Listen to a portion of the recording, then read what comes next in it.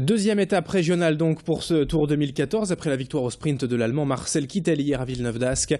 Les 194 coureurs du peloton s'élancent aujourd'hui de Ypres en Belgique pour la 5e étape.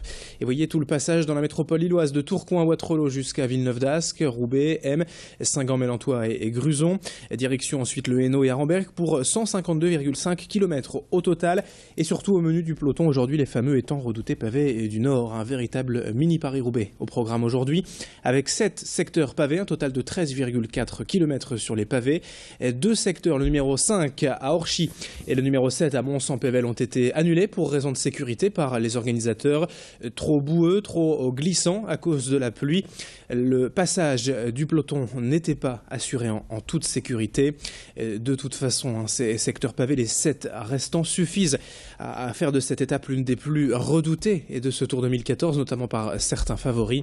Mais avant de reparler de cette étape du jour, un mot quand même de celle courue hier entre le Touquet et Lille. Et la victoire donc au sprint de l'Allemand Marcel Kittel. De l'avis de tous les spécialistes, l'étape était promise aux sprinteurs. Et malgré la volonté du Français Thomas Voeckler, longtemps échappé, l'arrivée s'est bel et bien jouée en vitesse au sprint. Et Kittel a ainsi remporté sa 3e victoire déjà en 4 étapes sur ce Tour 2014. Ce sera certainement plus compliqué aujourd'hui et pour lui. Mais revenons tout de même sur cette étape d'hier avec les explications de notre consultant Guillaume Van der Schag, rédacteur en chef du magazine Sprint.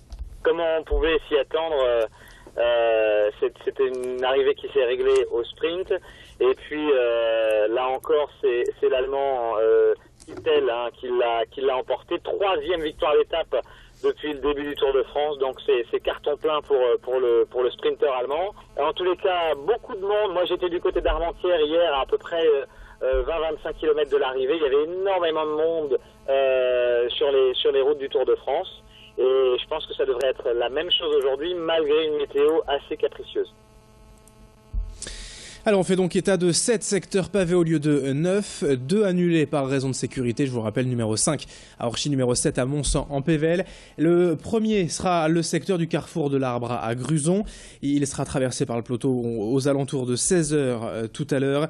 La course partira ensuite direction donc la Pévèle et le Hainaut pour une arrivée finale prévue vers 17h30.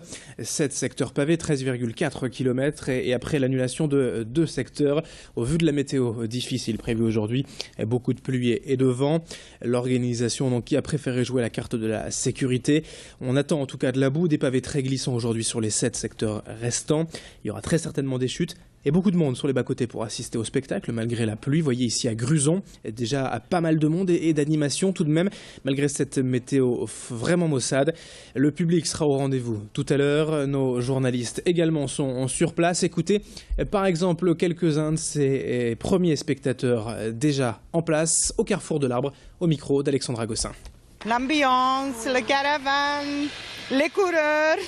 Bon, malheureusement, la pluie fait partie du spectacle, notamment au carrefour de l'Arbre, le carrefour mythique du Paris-Roubaix. Bon, là, désolé, on va devoir faire avec cette pluie et ces coureurs. Et la particularité de cette étape ? Les pavés et la pluie. Donc on pense qu'ils vont passer lentement, on pourra bien les voir. J'espère. C'est surtout impressionnant de voir la vitesse où ils roulent, quoi. Rouler sur les pavés à un peu plus de 40 km/h, c'est impressionnant. Alors notez, et tout de même pour information, que la caravane publicitaire ne passera pas par le secteur pavé et de Gruzon tout à l'heure. Les coureurs, eux, y sont attendus vers 16h. Et comme hier, bien sûr, le passage du Tour dans la région va entraîner de nombreuses restrictions de circulation et de stationnement le long du parcours. Après le départ donné vers 14h à Ypres, le peloton va rouler une 50aine de kilomètres en Belgique avant de repasser la frontière à Moucron et à Tourcoing. Comme ailleurs, la circulation sera interrompue sur plusieurs grands axes et le stationnement, lui, est interdit déjà depuis ce matin à de nombreux endroits. Même cause, mêmes effets à Roubaix, à M également, à Forêt-sur-Marque, à Villeneuve d'Ascq, Saint-Gand-Mélantois, Bouvines et enfin Gruzon à l'entrée du carrefour de l'Arbre. Pour vous donner une idée, la caravane publicitaire devrait être donc à Tourcoing vers 13h20 et dans les alentours de Gruzon, mais non pas dans le secteur pavé comme je vous le disais, vers 14h. Les coureurs passeront donc 2 heures plus tard et aussitôt la course passée, les routes seront rendues à la circulation. Toutes les infos pratiques en tout cas pour circuler et stationner aujourd'hui autour du tracé du Tour sont à retrouver sur lillemétropole.fr et transpol.fr. Le passage du Tour de France dans la région, c'est aussi l'occasion de découvrir cette exposition consacrée au cyclisme, et même plus précisément aux vélos anciens. Deux passionnés nordistes, Francis et Chantal, rassemblent depuis près de 40 ans de vieux vélos ayant pour la plupart participé au Tour de France. Le plus ancien est un modèle datant de 1909 et en tout, 53 vélos sont à découvrir dans cette expo au Between Village à Lille, tous retapés depuis des années par ces deux amoureux de la petite reine. L'occasion pour les petits et les grands amateurs de vélos de redécouvrir à travers ces bicyclettes l'histoire et la légende du Tour de France.